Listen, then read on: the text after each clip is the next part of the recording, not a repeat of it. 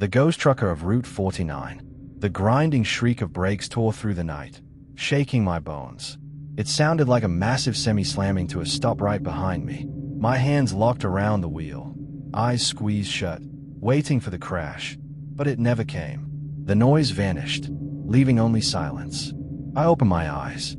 No shattered glass, no twisted metal, just the dark stretch of Route 49. My headlights cut a pale tunnel through the fog. I checked the mirror. Nothing. No headlights. No movement.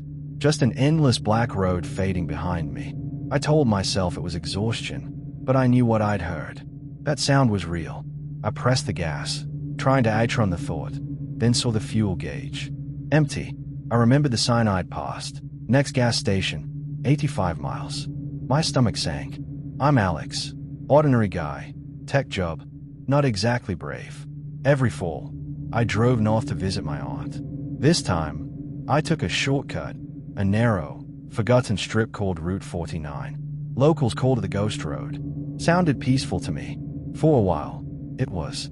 Pine trees, quiet music, coffee, nothing but open sky. But once the sun went down, the road changed. The dark felt heavy, almost alive. The moon disappeared. No street lights, no houses, just my engine's hum and the whisper of wind against the glass.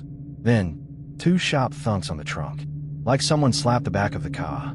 I froze. Checked the mirror. Black. I told myself it was a branch, but the road was smooth.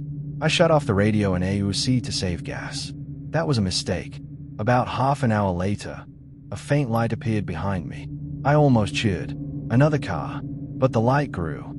Too big, too bright. It was a truck. Within seconds, its headlights filled my rear view. The grille loomed inches from my bumper. I sped up. It matched me. I slowed. It stayed glued to my tail. Then came the horn. A low, endless blast that rattled the frame of my car. I swerved, nearly losing control.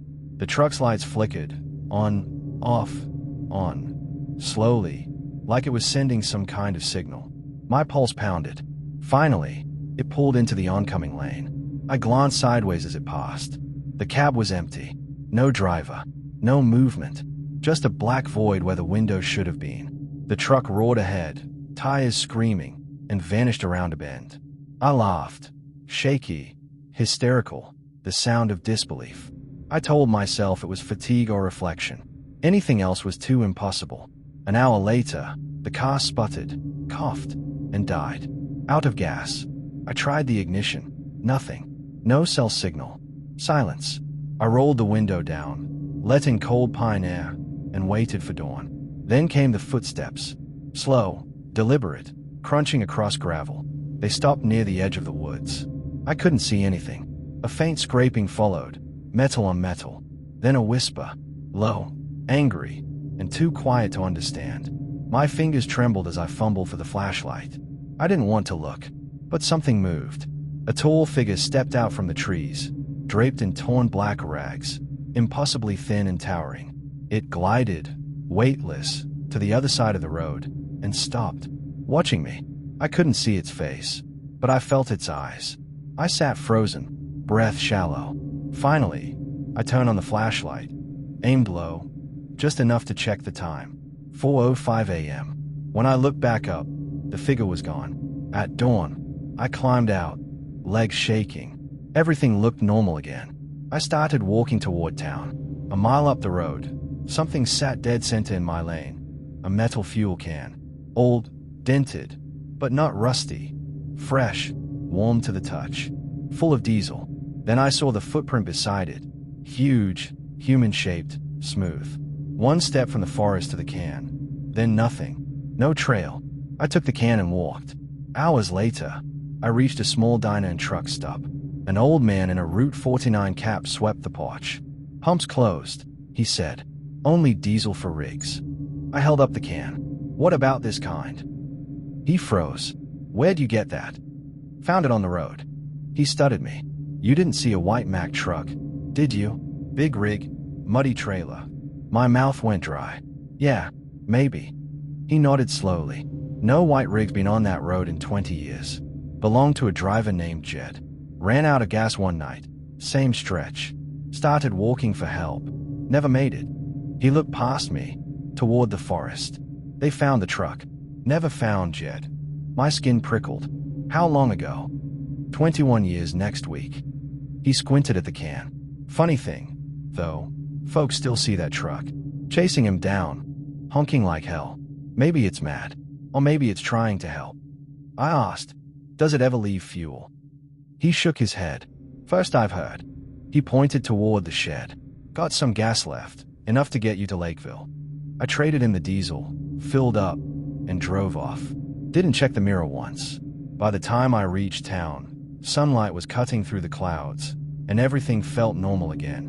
But I couldn't stop thinking about that Ken, and the footprint. Maybe the truck wasn't hunting me. Maybe Jed was still out there, helping the lost, warning them not to stop in the dark. I've never driven Route 49 again. But sometimes, when the road's empty and the night feels too quiet, I still hear it.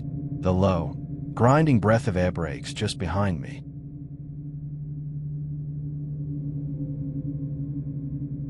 The endless tunnel on Highway 77. The clock on the dashboard, which should have read 1:15 a.m., now flashed 4:47 a.m. That couldn't be right. I'd been in the tunnel for maybe 10 minutes. But when I looked at my passenger, Leo, his head was slumped against the window, mouth slightly open, sleeping deeply. He had been awake when we entered. Leo. I shook his shoulder. He didn't move. His skin was cold, too cold, like he'd been left in a freezer. I panicked, grabbed his wrist. A faint pulse. Slow, weak, like something hibernating. I looked forward again. The end of the tunnel should have been there by now. A circle of light getting closer. But it was still just a tiny, faraway speck. The sound of my tires grew louder, echoing strangely off the wet concrete. And there was a smell, heavy, metallic, like old blood. I pressed the gas harder, desperate for that speck of light to grow. I hit the radio for noise, but all I got was static. Then something shiny appeared on the road ahead. I got closer, and my stomach dropped. It was a red license plate, caked in dust, ripped from a car. I had just driven over it. The tunnel walls seemed to close in. The coppery smell grew stronger. That's when I realized the tunnel wasn't ending, and I wasn't alone. My name's Zara. I was driving my best friend Leo from our university in Maplewood to his brother's place near Red Bluff. A 12-hour trip. We were trying to beat dawn, so when the GPS suggested a shortcut, Highway 77 through the mountains, we took it. It looked simple enough. One road, one tunnel. The map said Hawthorne Tunnel. It was 1:10 a.m. when we reached it. The tunnel mouth looked like a giant, dark jaw carved into the rock. A rusted sign above read Hawthorne Tunnel. I joked about how creepy it looked. Leo laughed, turned up the music. The moment we drove in, everything changed. The engine noise vanished. Not muffled, but gone, as if the world outside the car had been muted. I turned to Leo to comment, but he was already asleep, head tilted back, breathing slow. The clock read 4:47 a.m. That's when the fear hit me. A few minutes later, I saw the scratches. At first, just faint grooves in the concrete wall. Then deeper, wider, fresher. They curved downward, like claws dragged along the wall from something tall and heavy scraping against the tunnel roof. I slowed, shining my headlights along the side. The fresh concrete gleamed white where it had been gouged. Then I saw it, a massive, smeared handprint above the scratches, bigger than both of mine together. It streaked down the wall, as if something enormous had been dragging itself along the ceiling. My breath caught. Whatever made those marks was taller than my SUV, and it was still in hay. I sped up, watching that distant speck of light that never grew closer. My phone GPS showed my car still sitting at the tunnel entrance, like I'd never moved at all. Time, distance, direction, nothing made sense. Then the phone rang. A shrill, sudden ringtone shattered the silence. The screen showed a blocked number. My heart hammered as I answered. Hello. What came through wasn't static. It was a muffled whisper, wet and low, like someone breathing through cloth. The sound repeated, NNGH, NNGH. Rhythmic, almost human. Who is this? I yelled. Where are you? The whisper stopped. Then came another sound, a thick, slow slurp, like something drinking. The call ended. My signal vanished again. I glanced at Leo, still cold, unmoving. I screamed his name, the sound bouncing uselessly off the concrete. Only my echo answered. I don't know how long I drove after that. The dashboard said 5:30 a.m. The light ahead never changed. My mind was unraveling when I saw the shape. A dark blue sedan sat ahead, tilted against the left wall. Its front tires were gone, its trunk open. The rear license plate was missing, the same red one I'd run over before. My headlights flickered across it, and suddenly the car's emergency flashes came on. Flash, flash. Flash, flash. I slammed the brakes. The car was empty. Dead. But those lights blinked perfectly, steady and bright. My reflection stared back at me in its side mirror, pale, wide-eyed, terrified. Then, from the darkness beyond the sedan, I heard it. A dragging, wet sound. Something huge, scraping the floor as it moved closer. I didn't think. I spun the wheel hard, tires squealing, doing a U-turn right there in the tunnel. The walls rushed past as I floored it, racing back toward the black nothing behind me. The metallic smell grew overwhelming, thick enough to taste. I shouted for Leo, begging him to wake up. The tunnel groaned around me, vibrating like something alive. Then, light. Not the faint dot of an exit, but the enormous glow of the entrance I'd come through. Closer than it should have been. The dashboard clock flickered, numbers glitching, and suddenly read 1:22 a.m. I paced out into the open air. Wind, engine noise, the hum of real life all rushed back. I slammed the brakes, shaking, gasping. The night sky was full of stars. Leo stood beside me, groggy. Did I fall asleep? He mumbled. Feels like I've been out for days. What time is it? 1:23 a.m., I whispered. He frowned. The tunnel only took 10 minutes, right? Why does it smell like metal and hay? That coppery smell still clung to everything. I looked down at my hands. Rust-colored streaks marked the steering wheel and smeared my shirt. Leo rubbed his wrist, the one I'd grabbed before, and there was a faint reddish line across his skin. The floor mats were covered in the same wet dust, thickest near the pedals. I realized what it was. Iron-rich dirt and rust scraped from the tunnel's walls. The same dirt lining those claw marks. Whatever was inside that tunnel hadn't just taken time. It had left a mark. I looked back. The entrance stood silent, yawning into blackness. I had spent maybe 10 minutes inside, but the tunnel had stolen hours, trapping me in a place where time bent, sound died, and something enormous moved in the dark. I drove the long way around the mountain after that. An extra 4 hours, shaking the entire trip. And now, every time I enter a tunnel, I check the clock when I go in, and again when I come out. Because somewhere along Highway 77, the Hawthorne Tunnel is still waiting, its walls lined with scratches and handprints, its air thick with rust and blood, and it remembers everyone who drives through.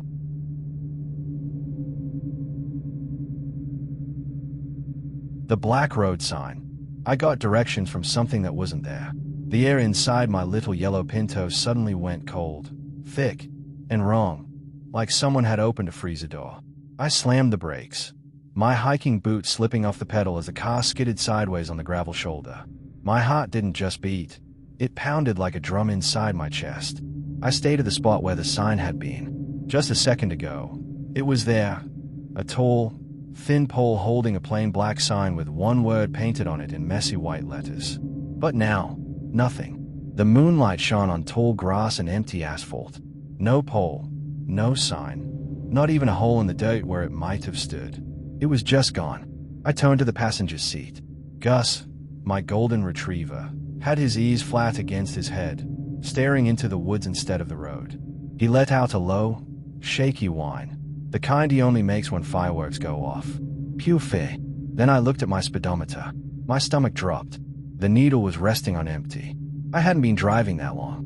The black sign had told me to take a turn right here, right into the endless dark woods. It had been a warning, or maybe an invitation. But now it was gone, and I was stranded. The word burned into my mind. Listen. My name's Danny. I was driving to Cedar Ridge for a weekend of hiking and camping, and I brought Gus along. He's a big, happy dog, but a good guard when he needs to be. I'd left Route 16 late after stopping for a milkshake. My phone GPS had died. I forgot my charger, so I was using an old paper map. It showed a shortcut, Creek Road, winding through the forest, supposedly saving me an hour. Sounded better than another dull highway drive. The sun disappeared fast once I entered the trees. Creek Road turned from pavement to gravel, then to dirt, grass growing between the tire ruts. The trees leaned close, thick and endless. I rolled down the window for fresh air, but all I got was the smell of damp pine and old leaves. I was crawling along at 50 miles an hour when I saw the first sign. It was a crooked wooden post at a small overgrown track. The paint was faded, nearly gone, but I could just make out the words, "Turn back." I laughed. A joke for hikers. "Gus," I said, and kept going.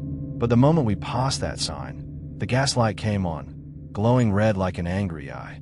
I drove another 15 minutes, trying to ignore it. The engine started sputtering. I turned on the radio, hoping for some noise, anything, but it was all static. Then, through the static, came a sound. A single, repeating note, like a cheap music box.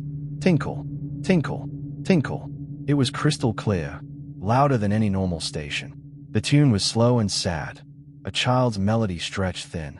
I froze. There was no cell service, no towns nearby. So where was it coming from? I turned the dial slightly. The sound stopped. "Move it back." Nothing. Gus was staring at the radio speaker, whining softly. I turned the radio off. Then came a soft bump beneath the tires. Then another. Not rocks, something softer. I looked in the rearview mirror, but it was too dark to see. I kept driving, but the road started to change. The dirt turned dark, almost black, like charcoal dust. The car rolled smoother now, the surface soft under the wheels. I stopped, stepped out with my flashlight. The ground wasn't brown anymore. It was black, slick, almost oily. Scattered along the shoulder were tiny flowers, all shriveled and pitch black, as if dipped in ink. Gus pressed himself against my leg, trembling. That's when I saw the footprints. Huge, bare footprints. Each one deep and perfect, all 5 toes visible. They didn't come from the trees or lead anywhere. They just appeared on the road, looping in circles. I swept the flashlight toward the woods. The light seemed to stop dead after the first row of trees. It was like shining into a wall of ink. I jumped back into the car and slammed the door. Gus whimpered, his eyes fixed on the road ahead. I pressed the gas, scattering the black dust behind us. I didn't care about fuel anymore. I just wanted to be anywhere but there. 10 minutes later, the trees broke slightly around a curve, and that's when I saw it. Another sign. It was tall, metallic, standing straight as a ruler. On top was a black square with one word painted in white. Listen. It wasn't a warning. It was a command. It told me to stop, to pay attention. I drove closer, staring at it. As I passed, I turned to glance out the side window. The moonlight hit the sign just right, and for a split second I saw it. Something on top of the pole. A hand. Huge. Dark. Its fingers pressed flat on the metal, holding the sign down. I slammed the brakes. The car skidded sideways. The air turned cold, and the sign vanished. Gone. Just tall grass and road. The engine sputtered once, then died completely. The gas gauge sat below empty. I sat in silence, shaking. Gus pressed against me, whining. The forest was utterly still. I grabbed my flashlight, clipped on Gus's leash, and stepped outside. The ground was silent. Even the wind had stopped. My flashlight beam quivered in my shaking hand. I walked toward where the sign had stood. Just grass now, rippling slightly. Then, a voice. Not from any one direction. It came from everywhere, soft and low, like an old man whispering to a child. "You must turn back, Danny. You must listen. Go back to the sign that says turn back. Go back on foot, and you will find fuel." I froze. The voice was calm, too calm. Each word was deliberate, echoing faintly inside my head. The second sign had told me to listen. Now something unseen was giving me directions. Maybe it wasn't trying to hurt me. Maybe it wanted me to leave. I didn't argue. I grabbed Gus's leash tight and ran. The road stretched endlessly behind us, the black dirt crunching underfoot. I ran until it turned back to normal brown gravel. And there it was. The old wooden post with the faded paint. Turn back. Right beside it sat a small red gas can. Brand new. Full. It hadn't been there before. I stayed at it, panting. Then I grabbed it and sprinted back to the Pinto. I poured the gas, turned the key, and the engine roared to life. I didn't look back. Not once. As I drove out of the forest, the air warmed, and the static hissed faintly through the radio again. I rolled the window down, desperate for real wind. When I finally hit Route 16, the dawn was breaking. I pulled over just long enough to look at Gus. His tail wagged, slow but steady. We made it. I never took Creek Road again. And sometimes, when I see an old sign on the roadside, blank or half buried in weeds, I catch myself staring, waiting to see if the word listen appears again. Because that night, something was watching me, and it didn't just want to be seen. It wanted to be heard.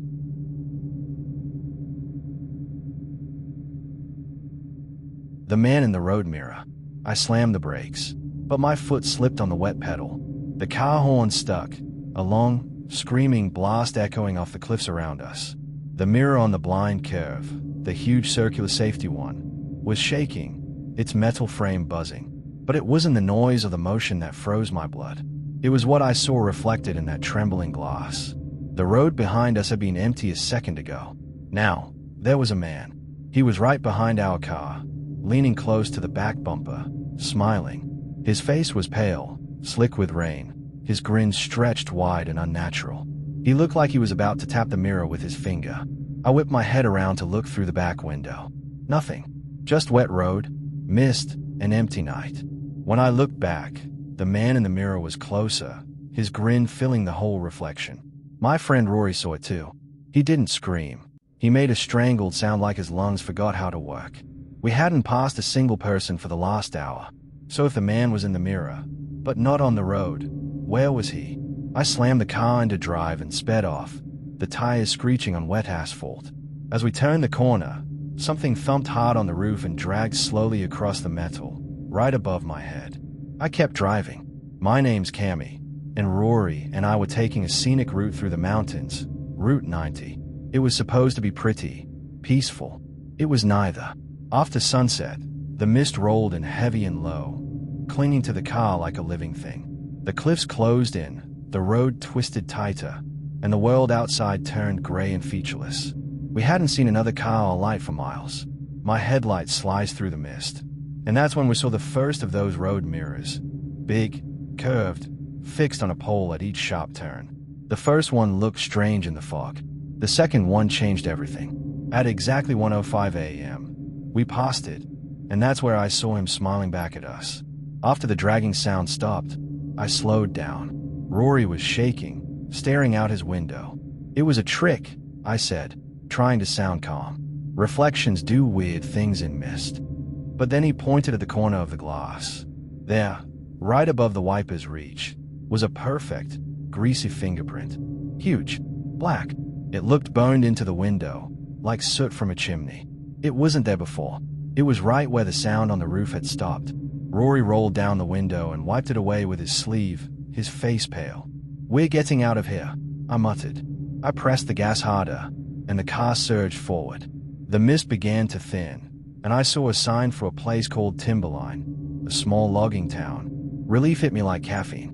Then I noticed the street lights. The first one glowed dull yellow. The second was red, an angry, bleeding shade that turned Rory's white jacket pink. The third was blue, a cold electric hue that made the air inside the car feel freezing. I looked in the rearview mirror and saw the three lights fading behind us. Yellow, red, blue. No two towns ever used lights like that. Rory whispered, "This is wrong. We need to turn back." But there was no turn, no houses, no sign of Timberline, just trees and asphalt. The lights vanished, swallowed by the dark. We drove on in silence until the cliffs began closing in again. Another sharp curve. Another mirror. I wanted to look away, but Rory gasped, "Cammy, he's there again." Against my better judgment, I looked. The man's face filled the mirror, smiling wider than before. But this time, he moved. His black, sooty hand reached forward, and the reflection rippled like water. He pushed his fingers through the glass, through the mirror, and when they touched the metal pole in the reflection, the real pole outside shook violently, as if struck by invisible hands. The mirror trembled, distorting his grin into something inhuman. I swerved hard, nearly hitting the cliff, and sped up. My heart felt like it was going to tear out of my chest. That thing wasn't just a reflection. It could touch the real world. We kept driving, not daring to stop, until the mist vanished all at once. The moon buzzed through the clouds, lighting the wet road in silver. For the first time in hours, we could see clearly. I dared one last glance in the rearview mirror. The road was empty. Then, far down the stretch near the last curve, I saw him, standing dead center in the lane, looking straight at us. His suit was dark and dripping, his face bone white, that same horrific grin carved across it. He wasn't running. He didn't need to. Somehow, he was there before we were. The mirrors hadn't been showing reflections at all. They'd been showing what was already waiting ahead. I floored the gas. We took the first side path I saw, a narrow dirt road marked private logging access, bouncing and skidding through the forest until dawn. When we finally reached a real highway, we didn't talk. We didn't sleep. Later, we learned that Route 90 had a long history of fatal crashes. Most near those blind curves were the mirrors. Locals said the mirrors were cursed, that they showed what the road wanted you to see, or who it wanted you to meet. I still drive my Silver Focus, but never again on mountain roads with mirrors. Because sometimes, in curved glass, reflections come first, and what follows is much, much closer than you think.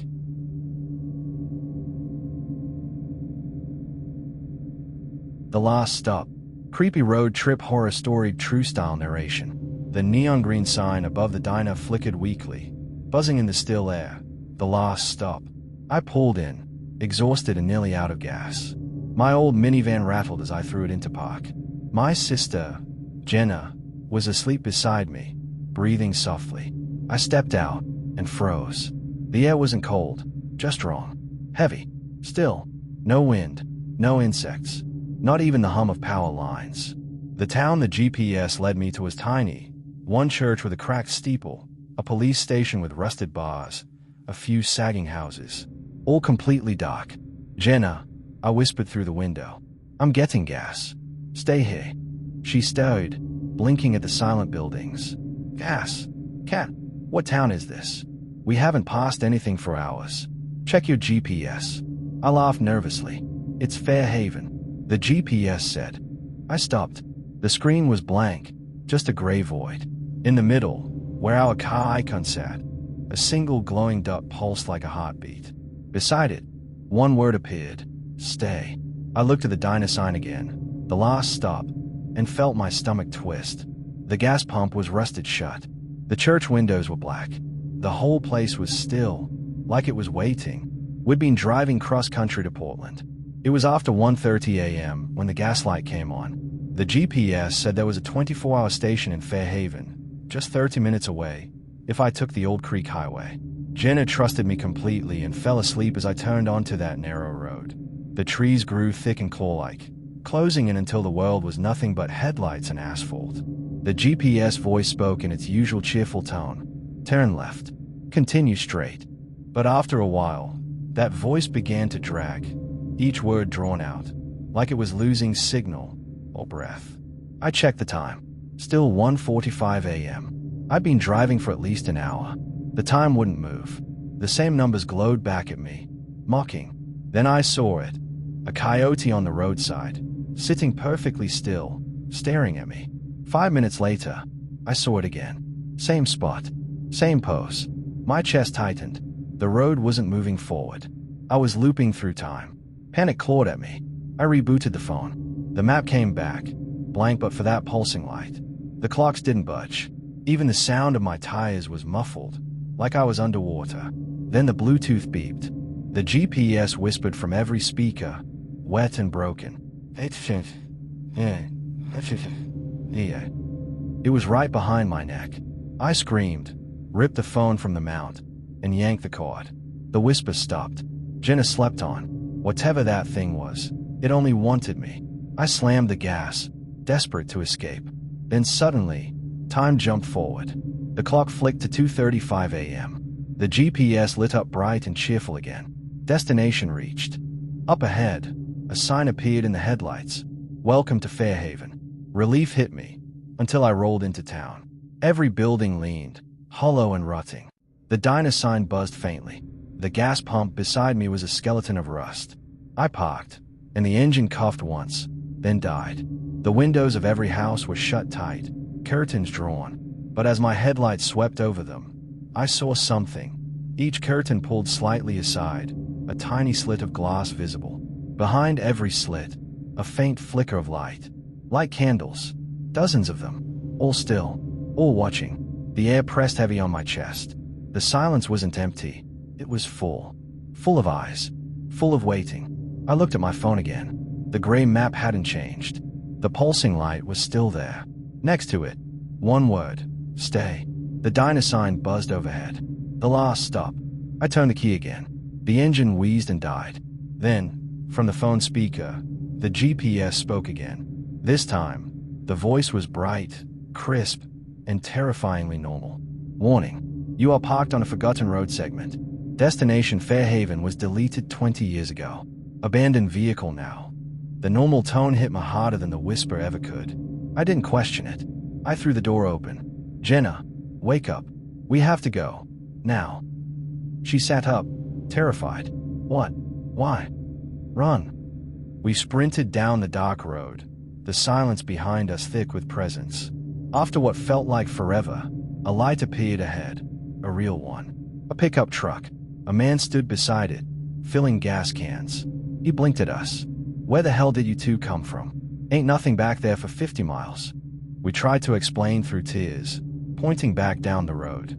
He drove us to a real gas station, back to the highway. Later, I learned the truth. There was a Fairhaven once, a logging town that burned down 20 years ago. No survivors. It was erased from every map. But the old road still leads somewhere. Sometimes, the GPS still remembers. The police searched where we said the van was. They found nothing. No diner, no gas pump, not even a clearing. Just thick forest and silence. We never found the van again. But sometimes, when I drive at night and the GPS glitches, I see it again. The little pulsing light. It blinks once, softly, and beside it, that word returns for just a heartbeat. Stay.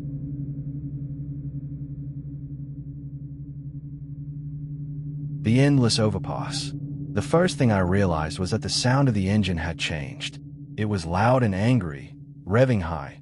But when I looked at the speedometer, the needle was bouncing between 0 and 5 miles per hour. My rusty old Wrangler was barely moving, even though my foot was pressing the accelerator to the floor. I looked over at my friend Marcus, who was leaning forward, his eyes wide and glued to the windshield. "Tell me we're not still on the overpass, Shane," he whispered, his voice trembling. But we were. Below us stretched an ocean of thick, silent white fog, endless in every direction. We should have crossed the overpass in 2 minutes, but we'd been driving for 30. I gripped the wheel tighter, trying to control the useless car. Then a new sound joined the engine's strained whine. A faint, rhythmic click-click-click coming from the side of the car, right where the tires brushed the rough concrete barrier. It sounded like something long and thin tapping against the wall, keeping time with our slow crawl. I looked down through the window. On the cold gray barrier, illuminated by the dim headlights, was a childish chalk drawing of a stick figure, smiling, with a long, thin arm pointing straight ahead, toward the fog. I knew then we weren't just moving slowly. The road itself didn't want us to leave. "My name is Shane." Marcus and I were on our way to Mount Sterling, a small mountain resort. It was late, close to 1 a.m., and we were chasing a shortcut we'd seen on a weathered sign, County Road 33. It promised to save us an hour by cutting through a stretch of lowland marsh. The turnoff was easy to miss, 2 cracked lanes of patchy concrete framed by dead trees. The moment we took it, the air changed. The smell of wet earth and stagnant water replaced the crisp mountain breeze. Then the road began to rise, slowly at first, then sharply upward into the fog. "Guess it's an overpass," I said, "probably built to cross the marsh." When we reached the top, the view was eerie and beautiful. Below us, the world vanished beneath a thick blanket of white, soft and unbroken, like an ocean of milk. The overpass was narrow, with concrete walls so high you couldn't see past them unless you leaned out the window. The dashboard clock read 1:33 a.m. It should have taken 2 minutes to cross. A minute later, the car began to drag. The engine screamed, but we barely moved. My stomach tightened. I shifted into neutral, then drive again. No change. The Wrangler crawled forward, barely creeping. The click-click-click continued beside us, steady and deliberate. Marcus fumbled for his phone, hoping for a signal. "I've got 1 bar," he said. "Maybe I can call for help." But when he lifted the phone to the window, his expression twisted. "Shane," he whispered, "look at this." On the screen, through the camera app, the concrete barrier looked wrong, dark, smeared, and the fog below glowed an unnatural green. But what froze my blood was what appeared in the corner of the frame. A foot. A gray, bare, human-shaped foot taking slow, deliberate steps, moving exactly as fast as the car. We both looked outside with our own eyes. Nothing. Just concrete. But the foot remained on the phone screen, pacing us perfectly. "That's the clicking." Marcus gasped, dropping the phone. "Something's walking next to us. You can't see it, but the phone can." The sound continued, calm and patient. Click, click, click. The invisible thing was keeping pace with us, step for step. I stayed ahead, refusing to stop. The fog pressed in thicker, turning the headlights into glowing walls. Then, the concrete barrier changed. Scattered along it were faint purple marks, small handprints, dozens of them, smeared and fading, all pointing forward. The further we drove, the more frantic they became, dragged downward, smeared like someone had tried to climb up and been pulled back. I slowed instinctively, and that's when I saw the next symbol, a long purple line scratched into the wall, ending in a small circle. A crude drawing of a noose. Marcus whispered, "What the hell happened here?" "I don't think it's what happened," I said. "It's what keeps happening." The overpass stretched endlessly ahead. No exits, no brakes. Just the fog below and the endless gray walls. Then, as suddenly as it had started, the click-click-click stopped. Silence filled the Jeep. The engine surged. The speedometer jumped to 55. We were moving again. Fast. I laughed out loud, relief flooding me. We made it. It's over. But as we rounded the bend, headlights swept across something impossible. A toll booth stood in the middle of the bridge. It was small, wooden, painted a sickly yellow, with a single dim light glowing inside.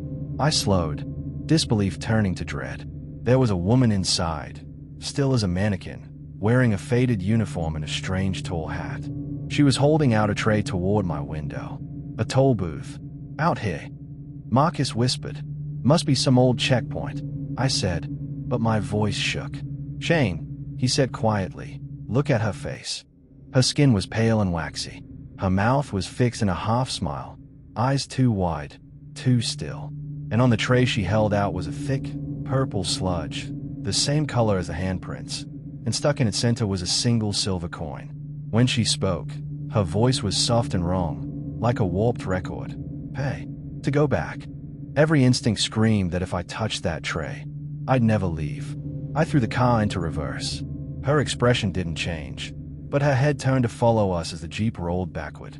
She reached one pale arm out of the booth, the purple goo dripping from her fingers. I slammed the gas. The tires screeched. The Wrangler shot backward, faster and faster. The fog thickened behind us until the world outside vanished. Then came the drop. The car plunged into nothingness. My stomach turned inside out. Marcus screamed. I braced for the crash. We hit something solid with a gut punch jolt. Dust filled the air. My ears rang. When I opened my eyes, dawn was breaking. The fog was gone, replaced by morning mist curling around a quiet, two-lane country road. Birds were chirping. We were parked crookedly on the roadside. No bridge. No toll booth. No endless overpass. Just a stretch of wet grass and a line of old oak trees. Marcus pointed at the back bumper. Wedged underneath was a jagged piece of dark, rotting wood. It stank of swamp water. I got out and saw what would crash through. An old wooden structure buried under moss and vines. A collapsed logging bridge. We weren't driving on a highway at all. That overpass had been an illusion, built from fog, rut, and something older that wanted company. The purple handprints, the clicking steps, the chalk drawings, they weren't threats. They were warnings. Ghosts trying to tell us to stop. To see the truth before the toll booth claimed us. We drove in silence to Mount Sterling, refusing to speak of what happened.